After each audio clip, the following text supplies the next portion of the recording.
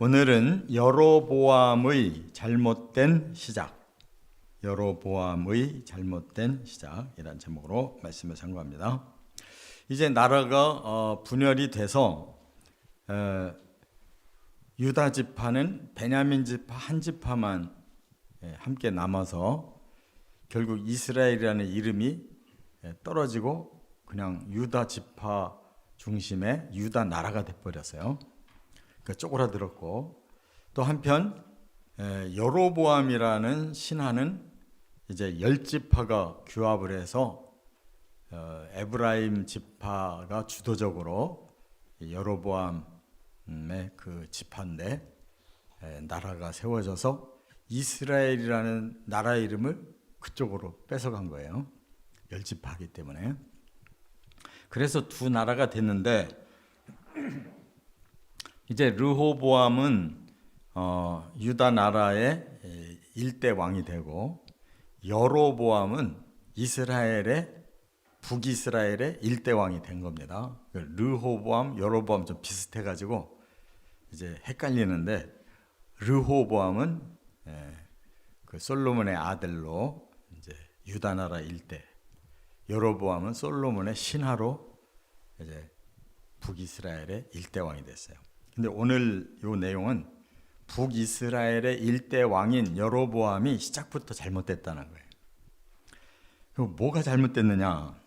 하나님은 이 여로보암에게 기대를 하셨어요.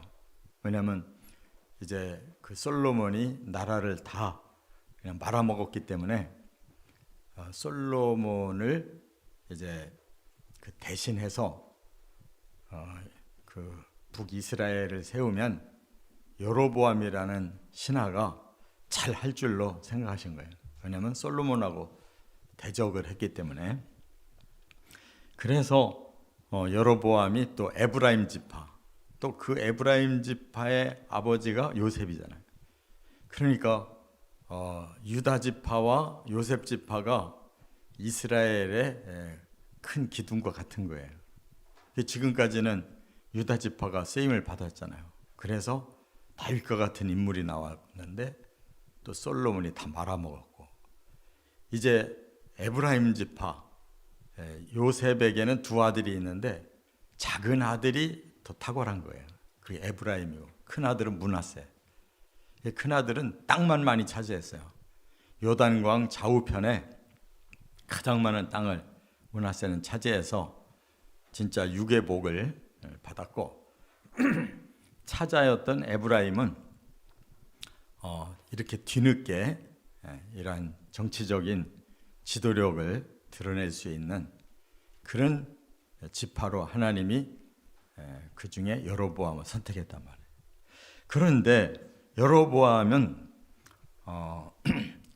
그 더 타락했던 솔로몬과 이렇게 대적했을 때는 영웅처럼 드러났잖아요. 솔로몬이 워낙 타락하니까 그 시대에 기대를 할 만한 사람이 여로보암이었단 말이에요. 그런데 나라가 두 쪽 나서 왕을 막상 세우고 보니까 여로보암은 하나님의 말씀으로 교육이 안 된 사람이에요. 다만 인간적인 정의감을 가지고 솔로몬에게 쓴소리를 하다가 망명했다가 돌아온 사람이기 때문에 그의 지식은 이집트 지식을 가지고 있는 거예요. 그래서 시작부터 이집트의 신을 여호와로 둔갑시켜가지고 이렇게 일대 왕부터 본격적으로 우상숭배한 사람이에요. 그러니까 하나님이 대실망을 하셨어요. 자, 오늘 본문에 그가 세 가지로 잘못된 것을 하나님이 말씀하시는데, 이것이 우리들에게 신앙의 두 종류가 있다는 것을 알게 됩니다. 자, 첫째, 25절부터 27절에 보면 백성들이 성전 제사 드릴 것을 염려했다는 거예요. 그 나라를 두 쪽으로 나눴는데 문제가 생겼어요. 뭐냐? 절기가 되니까 북쪽의 이스라엘 백성들이 본래 자기들이 제사를 드리던 예루살렘으로 가는 거예요. 그 성전은 예루살렘에 하나밖에 없잖아요. 이스라엘 나라는. 그러니까 여로보암이 걱정된 거예요. 아니, 내 백성들이 절기마다 예루살렘으로 가서 제사를 드리면 마음이 그쪽으로 쏠릴 것 같은 거예요. 그래서 다시 르호보암 밑으로 가버리고 자기가 그들에게 배반을 당하면 여로보암이 죽을 거라고 생각한 거예요. 그래서 이제 이스라엘 나라는 본래 여호와의 나라고 또 여호와가 주신 그 성전이 가장 중심이 되는데 여로보암이 그게 제일 마음에 걱정이 되는 거예요. 그런데 그걸 걱정할 일이 아니에요. 여로보암이 해야 할 일은 하나님이 직접 선지자를 보내가지고 하나님이 너를 쓰시기로 했다. 네가 하나님의 말씀만 잘 순종한다면 내가 너를 크게 쓰겠다라고 약속을 해주셨으면 그거를 믿어야지. 사람들의 여론을 지금 생각하고 우왕좌왕할 때가 아니란 말이에요. 정말 지도자라면 하나님이 그 선지자를 딱 보내서 그런 메시지를 줬을 때 하나님을 붙들고 하나님 말씀을 붙들고 하나님께 기도하고 이렇게 출발했으면 하나님이 놀랍게 쓰셨을 거예요. 근데 이 사람이 교육이 이집트 교육을 받았어요. 이집트에서 망명해가지고 거기에 문명과 그 교육을 받았기 때문에 하나님에 대한 믿음이 없는 거예요.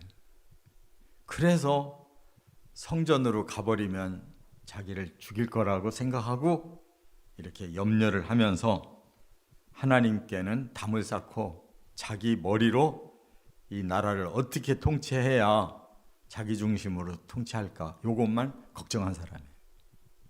이게 문제입니다. 그러니까 사람은 하나님께서 지도자를 내신다는 것을 꼭 기억해야 되는데, 우리가 그 지도자를 이렇게 보고 뽑으려고 할 때 그런 생각 전혀 안 해요. 과연 하나님은 어떤 사람을 원할까라는 생각을 안 해, 아예. 저 당이 훨씬 날 것 같아. 저 사람이 훨씬 지도력이 있을 것 같아. 이런 인간적인 생각만 하는 거지 영적인 생각이 없어요. 근데 우리가 꼭 깨달아야 될 것은 기독교인이든 아니든 그것은 둘째 문제고 하나님의 관점에서 봐야 된단 말이에요. 지도력을. 그래서 우선은 현찮아 보여도 하나님께서 저 사람을 주시는가 보다라고 하는 영적인 감각을 우리가 봐야 되는 거예요.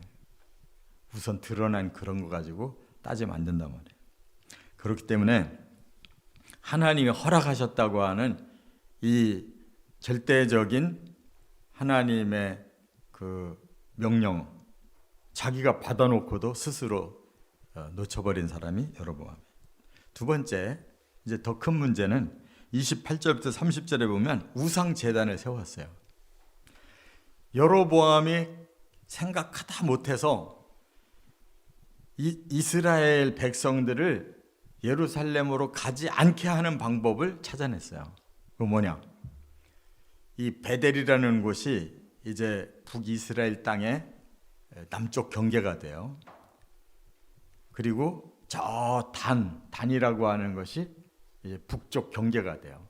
그러니까 양쪽에다가 제단을 세웠어요. 산당을 세워가지고 이제 거기서 제사를 드리는데, 그 산당이 어떤 산당이냐면 금송아지 산당이에요. 과거 출애굽에서도 이스라엘 백성들이 모세는 산에 올라가서 계시를 받는데 밑에서 불안하니까 우리를 위해 신을 만들어 달라. 그래서 모세의 형 아론이 만들어낸 것이 금송아지잖아요. 이 사람도 애굽 출신이라 애굽에서 본 것이 그 우상밖에 없어요. 그게 지배적인 그 송아지 신이란 말이에요. 그러니까 베델에다가도 금송아지를 만들고 단에다가도 금송아지를 만들고, 이제부터 여기가 여호와의 제단이다. 너희는 예루살렘에 갈 필요가 없다. 우리나라 38선 긋듯이 그렇게 그 사람을 이동을 못하게 해가지고 양쪽에 어디든지 자유롭게 가서 제사 드려라, 이렇게 시작부터 우상숭배를 했어요. 그 모세가 내려와서 그 돌판을 깨뜨리면서 하나님 너희들을 버렸다, 이렇게 진노할 일을 그들이 또다시 저지르는 거예요. 그러니까 왜 하나님이 진노하시는가를 우리가 깨달아야 되는데요, 하나님이 감정을 가지고 그러시는 게 아니라 진리를 가지고 그러시는 거예요. 이 세계는 신은 한 분밖에 없어요. 그래서 하나님이 제일 먼저 사람들에게 가르쳐 주는 것이 일계명이라면, 나 외에 다른 신이 없다. 하나님이 뭐 비교를 하려고 그러는 게 아니라 사실이 신은 한 분밖에 없기 때문에, 그래서 나 외에 다른 신이 없다라고 일계명을 가르쳐줬는데, 지금 여로보암은 여호와를 제껴놓고 애굽의 금송아지 신을 여기다 모셨단 말이에요. 이건 용서받을 수가 없는 일을 한 거예요. 그리고 또 두 번째 법이 뭐예요? 형상으로 신을 섬기면 안 된다 그랬잖아요. 그런데 금송아지를 가지고 이게 여호와 신이라는 거예요. 세 번째, 하나님의 이름을 망령되이 일컫지 말라.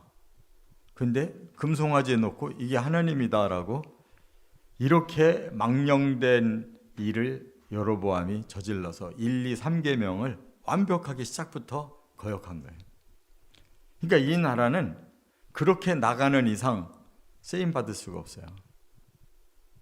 그래서 250여 년 정도, 250여 년도 아니네, 200년 조금 넘게 나라가 지탱되다가 아수르에게 멸망을 당하는데 완전히 민족을 섞어버렸어요. 이방 나라하고 이스라엘의 백성하고 막 뒤집어서 섞어가지고 10지파는 완전히 정통성이 사라진 거예요.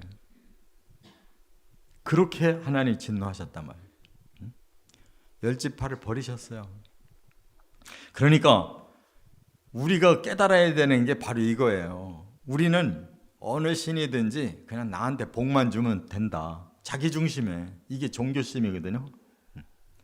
내가 믿는 신이 나에게 이런 복을 주고 또 저런 복을 주고, 그게 신이에요. 사람들이 만들어낸 신.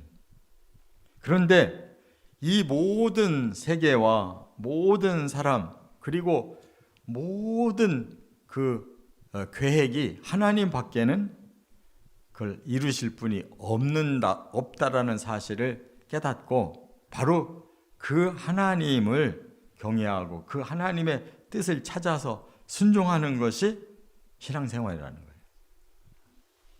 이것이 이제 여로보암에게는 두 번째 하나님이 진노하게 할 일을 한 겁니다. 세 번째, 31절부터 33절에 보면 율법을 무시하는 제도를 세웠어요. 그러니까 신부터 우상을 세워놓고 그 다음에 그런 백성들이 어떻게 제사를 드리고 어떻게 신앙생활을 해야 되는가 하는 원리가 모세의 율법서에 다 기록이 돼서 그들이 가지고 있어요. 그런데 여로보암은 그것을 싹 무시해버렸어요. 하나님도 무시하더니 하나님이 주신 율법도 무시를 했어요. 그래서 제사장을 세웠는데 그냥 일반 백성 중에서 제사장을 세우고, 그리고 레위인들 제사장들을 일부러 쫓아냈어요. 그러니까 그 사람들은 저절로 예루살렘으로 다 가버린 거예요. 제사장들하고 레위인들은 다 남쪽으로 내려가 버렸어요. 그리고 일반 백성 중에서 제사장을 세우고 이렇게 엉터리로 시작을 했다 그 말이에요. 그래서 남유다는 그 덕분에 제사장 레위인들이 다 그쪽으로 와서 오히려 더 견고하게 하나님 성전을 더 완벽하게 섬기고 또 율법을 더 순종하는 그런 계기가 된 거예요. 그래서 정통성이 유다 나라에게로 딱 굳어지는 결과가 됐어요. 여로보암은 모든 기회를 다 놓쳐버렸어요. 그래서 정말 하나님이 쓰시는 제사장들, 레위인들을 귀하게 여기고, 비록 그렇게 자기 백성들을 이제 예루살렘 못 가게 할지라도 좀 뭔가 하나님 뜻과는 좀 비슷하게라도 나가려고 해야 되는데, 자기가 창작을 해가지고 완전히 우상 숭배를 하게끔 만들었기 때문에 그 후로 북이스라엘은 계속 구테타가 일어나가지고 왕은 19명까지 갔어도 시대는 200여 년 조금 넘게 짧은 그런 왕조로 끝났단 말이에요. 그리고 망해도 아주 그냥 심각하게 망해가지고 이스라엘이라고 하는 명분을 싹 잃어버렸어요. 그러니까 이처럼 우상 숭배와 또 하나님의 말씀을 버리는 일은, 이것은 이 세계에 남을 수가 없는 그런 사탄의 자식들이 돼버리는 거예요. 여러분, 우리도 조심해야 돼요. 우리 당대 이렇게 잘 믿었다고 이게 끝나는 게 아니에요. 내 자손들에게 그 하나님에 대한 신앙이 내려가고 하나님의 말씀에 대한 교훈이 내려가야지, 그거 다 끊어졌는데 아우 나는 잘 믿으니까 천국 가겠네, 여기까지만 생각하면 어떡하냐고. 우리 자식들은 지옥 가는데 어떻게 그 꼴을 보려고 하냐 말이에요. 그거보다 더 심각한 기도가 어디 있겠어요. 내 자식 지옥 가는 거를 아무렇지도 않게 생각하고 나만 가면 된다고 하는 게 그 믿음이 아니잖아요. 그거는 하나님의 말씀이 아니잖아요.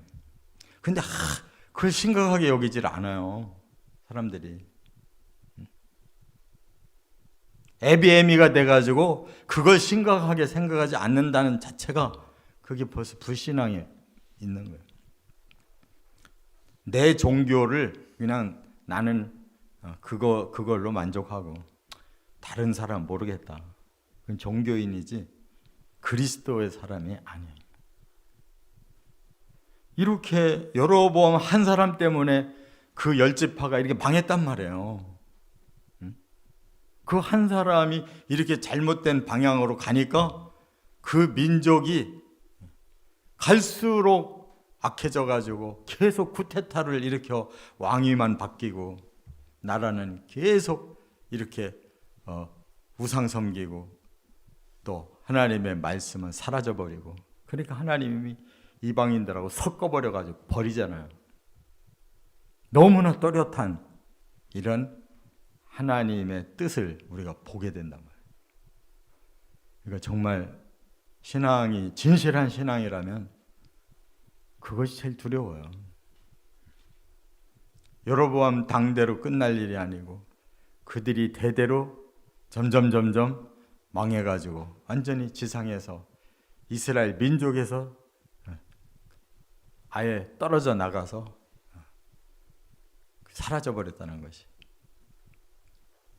그래서 지금 이스라엘 사람들은 그래도 그 레위인들이 많이 정통성을 가지고 있는 거고, 유다 지파가 그리고 베냐민 지파가 정통성을 가지고 있는 거예요. 이 세 지파가 하나님의 언약을 그들이 잘못 해석해서 지금 엉뚱한 육적 이스라엘을 자꾸 끌고 나가는 게 문제지, 그들이 본래 그 정통성은 이렇게 세 지파가 지키고 있는 거라고. 그래서 하나님이 언약을 그래도 끝까지 그들에게 주고 기다리고 계시는 거예요.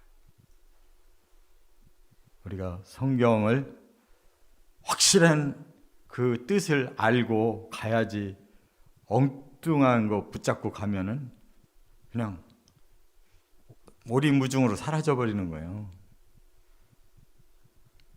예수의 영이 또 예수님의 복음이 우리 안에 항상 살아있도록 우리가 자자손손 이 믿음이 내려가는 것이 가장 큰 은혜이며 복임을 깨닫고 정말 기도하고 응답받고 살아가시길 주의 이름으로 축원합니다.